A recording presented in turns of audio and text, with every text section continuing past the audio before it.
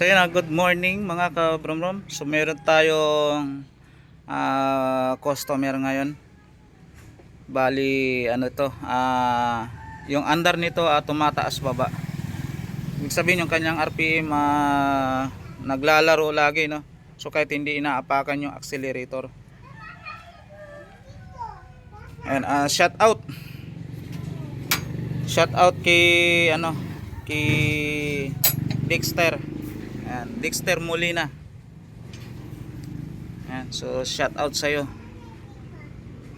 At ito ito ang ating titingnan. So binaklas natin yung kanyang throttle body. Ayan, so napakarumi. Ayan, so napakarumi. Ayan, oh. Grabe. So ito ang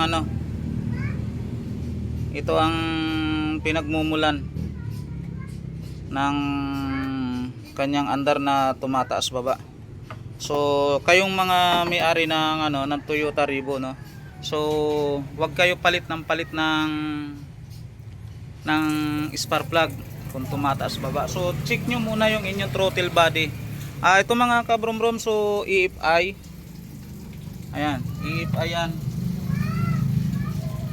EFI engine. So ano siya? Ayan, so EFI, so 1RZ engine. Ayan.